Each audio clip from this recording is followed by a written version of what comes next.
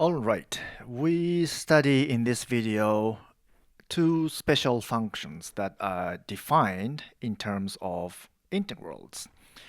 And those are gamma function and the beta function. And these are important functions in many applications, including physics and statistics and many other branches of mathematics. Okay, let's start. So we first give a definition of the gamma function. So gamma function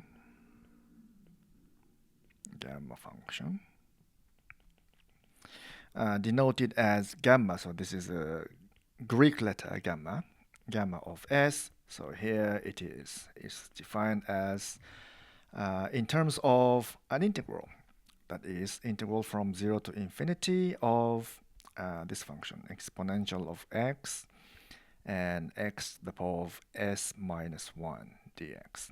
Okay, so that's it. So that's the definition of the gamma function. And here we impose a condition on s.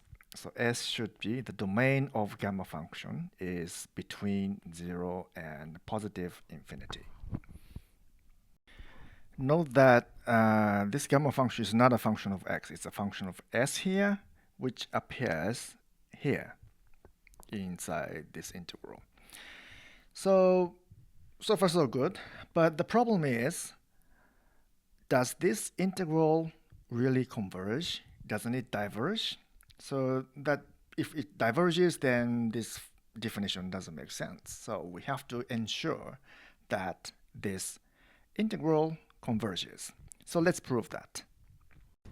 Okay, so for proving this, let us define f of x as this function integrand, e to the power of negative x times x to the power of s minus 1.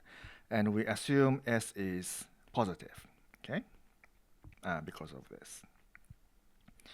And then we split this integral into integral from 0 to 1 and integral from 1 to infinity and show that both of these converge. We first deal with this integral.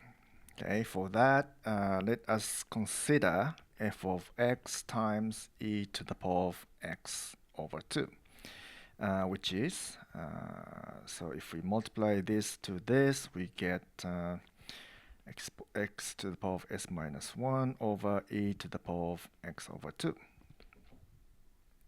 And we consider this on this interval. And let a natural number n such that n is greater than or equal to s minus 1. So this s minus 1. Okay, then we have this f of x times e to the power of x over 2, which is x to the power of s minus 1, e to the power of x over 2.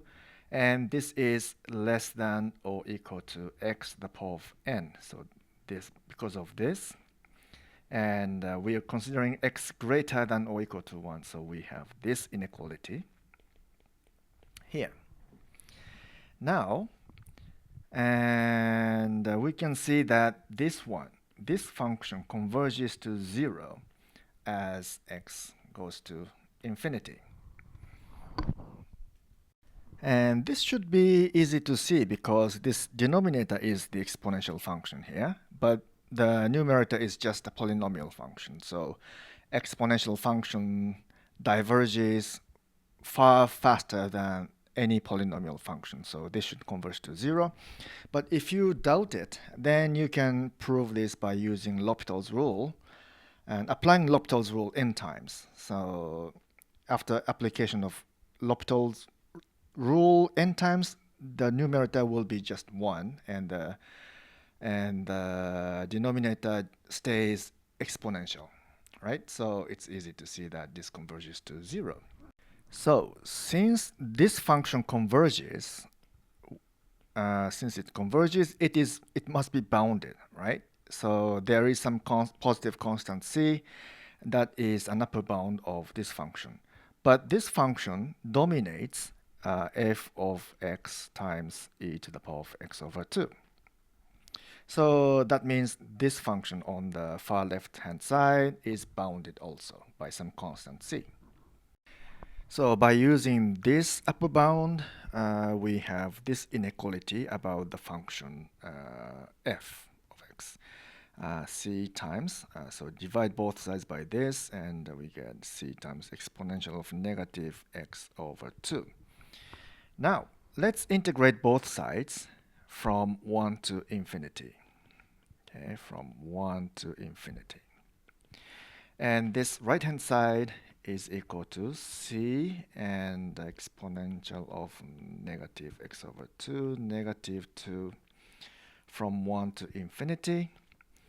And that becomes, let's see, so infinity, if you put infinity here, this will be 0. And if you put 1, it's just a constant, and that is 2c e to the power of negative 1 over 2.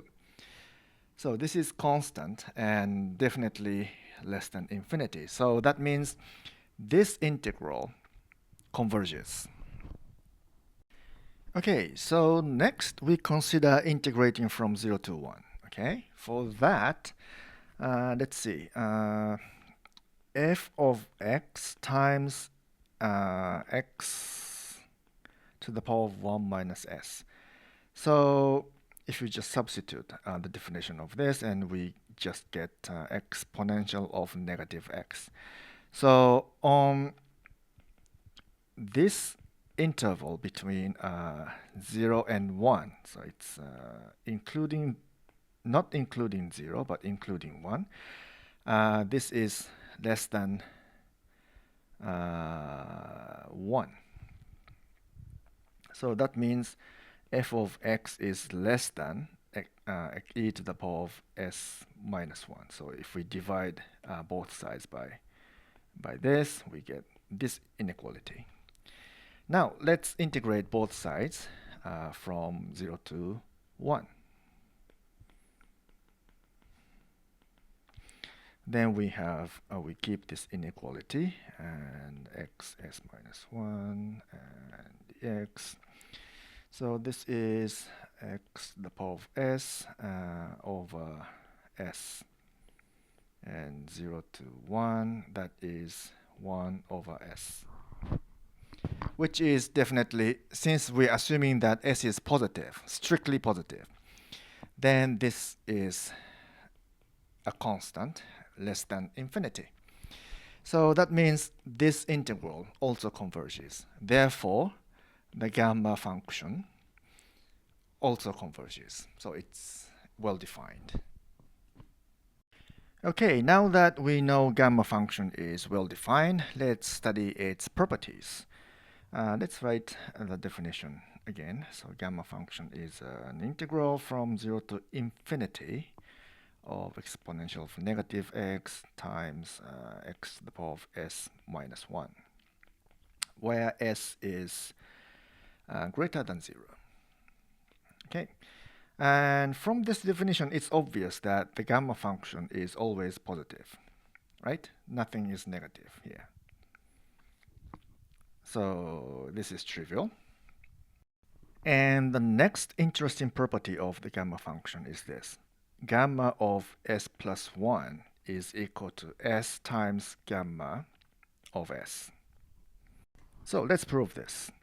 So gamma of s plus 1, if you just apply the definition of gamma function, then this is exponential of x and x to the power of s plus 1 minus 1, that is s dx. So let's calculate this integral. We can use integration by parts. Okay, so let's consider this part as a derivative, and this part is just a function. And so integrate u, then we have negative e to the power of negative x, and we keep x to the power of x, s from 0 to infinity, and minus minus, so we have plus here, and this, and differentiate this, we have s times x to the power of negative s minus 1 here from 0 to infinity. And this one should go to 0. So if you put x equal to infinity, then this one converges to 0. And if you put x equal to 0, of course, this is 0. So this will disappear. And this one, we put this s outside the integral, and then we have this. But this is just the definition of the gamma function. So this is equal to s times gamma of s, and we are done. So what's nice about this relationship is that it is a generalization of factorial. So in case when this s happens to be a natural number, let's say, suppose n is a natural number, then gamma of n plus 1 is equal to n times gamma n, right? So we can continue this. So gamma of n is equal to n minus 1 times gamma of n minus 1. And this n minus 1, n minus 2, gamma of n minus 2, and we can continue this on and on until we have n minus 1, n minus 2, and so on, and 1 times gamma of, so these numbers should be the same, so gamma of 1. So what is gamma 1? So just plug in the definition, and we have e to the power of negative x, and s is equal to 1. So 1 minus 1 is 0, so it's just this. So if you integrate this, you get negative e to the power of negative x from 0 to infinity, but for x equal to infinity, then this is 0. And when x is equal to 0, this is 1, so we have 1. So that means if we multiply all these, that's n factorial, and gamma 1 is just 1. So gamma function of n plus 1 is n factorial. And accordingly, gamma of n is n minus 1 factorial. So in this sense, the gamma function is a generalization of factorials. Now, of course, here generalization means that factorials are defined only for natural numbers, but gamma function is defined for any positive real numbers. Okay, so in this sense, it's a generalization. Okay, next we define the beta function. Okay, beta function, and the Greek letter for beta is just same as English alphabet B. So we write as b, but the beta function is actually a function of two variables. We usually write it as p and q. So it's a bivariate function, and it's defined in terms of this integral from 0 to 1, x to the power of p minus 1, and 1 minus x to the power of q minus 1 dx. And here, p and q are both positive real numbers. Now, so it's okay to define a function in this way, but the problem is, does it converge for any positive p and q? That's the question. When p and q are both greater than 1, then there should be no problem, because there will be no divergent term in this integrand. However, when p or q is less than 1, then it may be a problem. So let's try to prove that. This beta function is well defined. For this proof, let's define f of x as this integrand. So x to the power of p minus 1 times 1 minus x to the power of q minus 1. And we split this integral from 0 to 1 into two pieces. One is from 0 to 1/2, and the other is from 1/2 to 1. Okay, and show that each of these integrals converges. Okay, first consider this part. So if x is in this closed interval between 0 and 1/2, then the problem is here. Okay, especially if p is less than 1, then this may diverge when x is 0. So uh, our strategy is to get rid of this potentially diverging part by canceling it. So f of x times x to the power of 1 minus p. So this is equal to 1 minus x to the power of q minus 1. But this is obviously bounded in this interval, right? So nothing can explode. So this is bounded. So let's say there is some positive constant c that is an upper bound of this function. So therefore, f of x is dominated by, so if we divide both sides by this, dominated by c times x to the power of p minus 1. So if we integrate both sides, then dx, then we have, let's see, c times x to the power of p over p. And this is just a constant. So that is c over p and 1 over 2 to the power of p, which is clearly less than infinity. So this integral converges. And next, when x is in this interval between 1/2 and 1, okay, so this part, the problem is this part, especially when q is less than 1 and x is equal to 1, okay, then it's actually it can diverge. Well, wait a minute. Maybe we should put here like this. It's an improper integral. Anyway, so in that case, we get rid of this potentially diverging factor by canceling it. So again, f of x times 1 minus x to the power of 1 minus q. So that will give us x to the power of p minus 1. And obviously, in this interval between 1/2 and 1, then this is just uh, it doesn't diverge, and it's bounded. So let's say we have some constant. Let's call it c prime. So it's bounded by some constant, positive constant. So that means f of x is less than equal to c prime of 1 minus x to the power of q minus 1.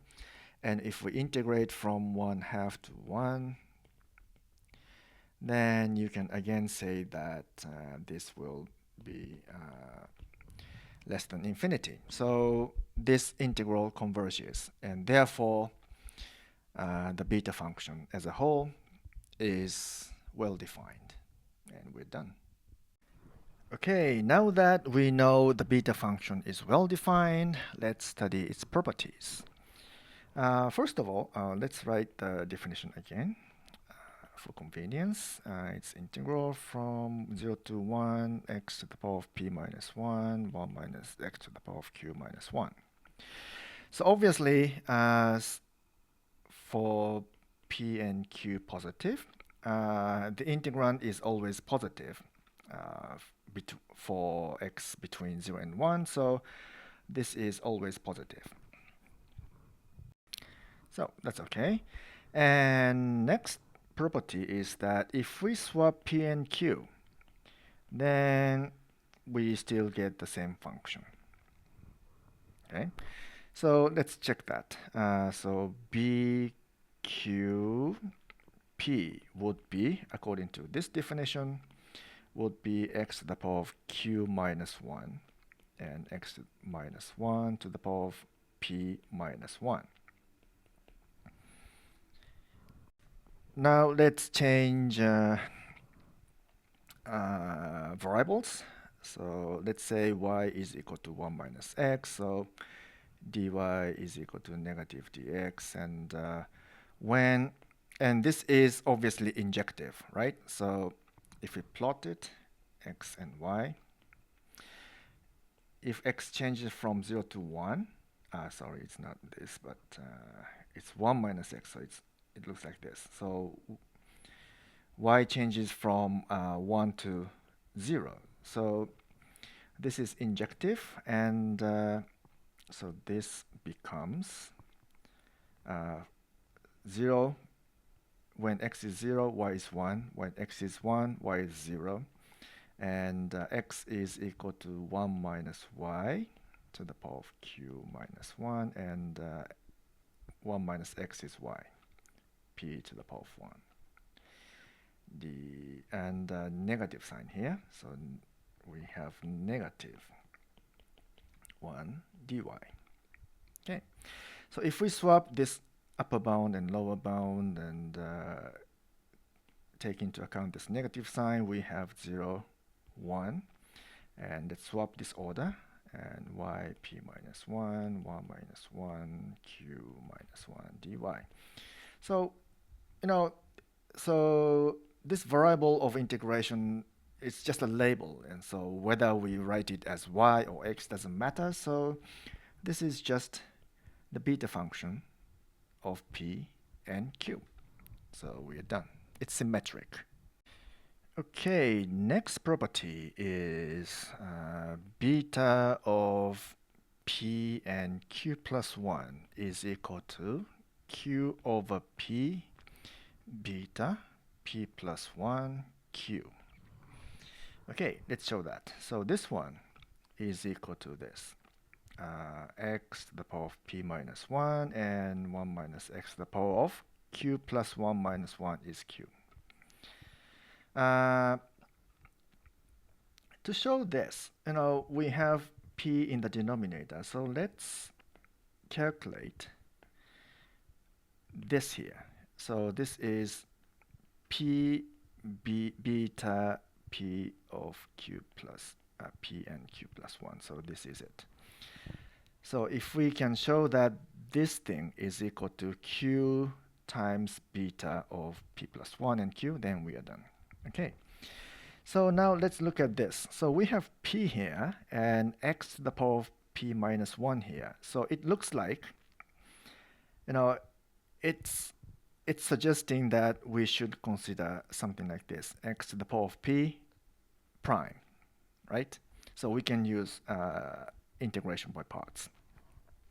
So let's do that, and that will be x to the power of p and 1 minus x q from 0 to 1 minus 0 to 1 and xp, and differentiate this part. So then we get q 1 minus x q minus 1 and negative 1 here dx.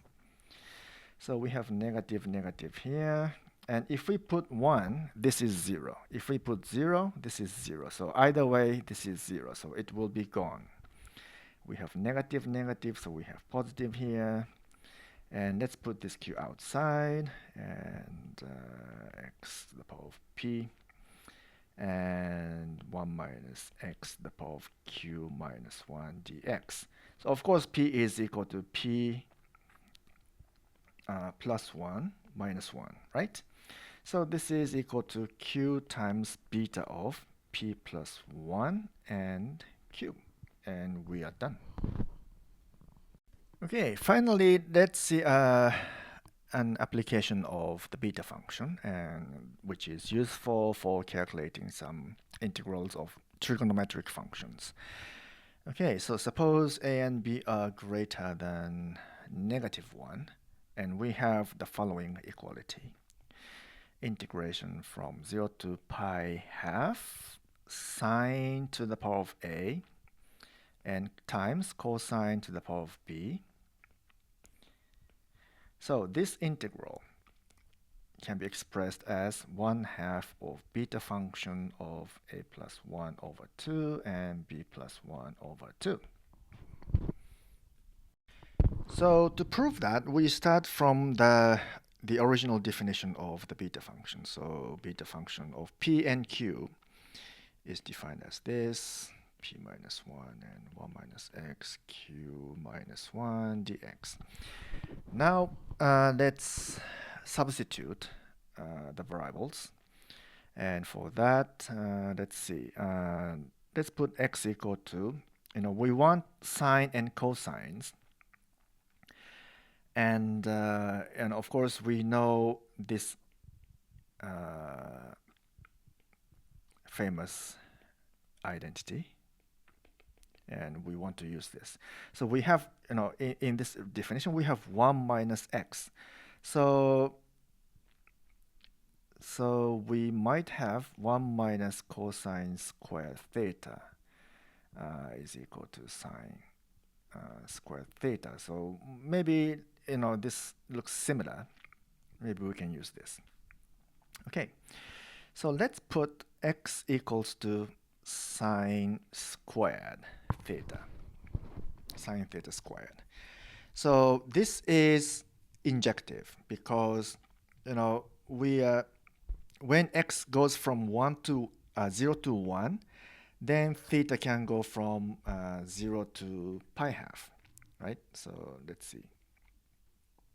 Theta and x. So x goes from 0 to 1, and theta goes from 0 to half pi. So this is injective. So, and 1 minus x then is, of course, we can use this, and it will be cosine squared theta.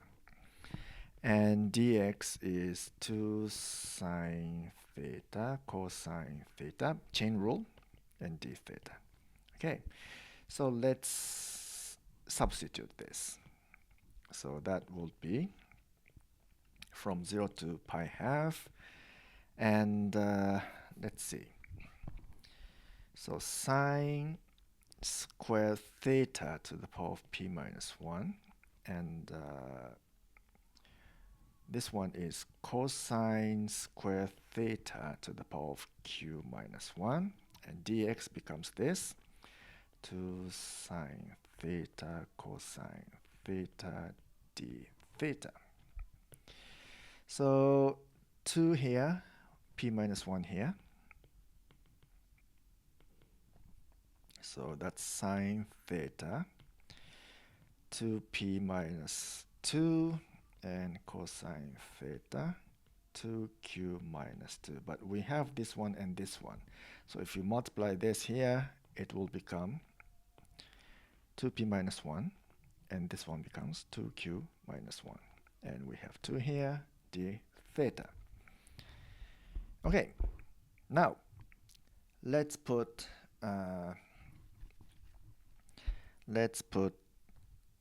a equals to, let a equals to 2p minus 1 and b equals to 2q minus 1. Then we have this equals to 2 sine to the power of a times cosine to the power of b and d theta. And of course, from here, we have p equals to a plus 1 over 2, and q equals to b plus 1 over 2. So, this is equal to this. So that means this is equal to beta of a plus 1 over 2 and b plus 1 over 2. And we are done. Okay, that's all for this video. See you later.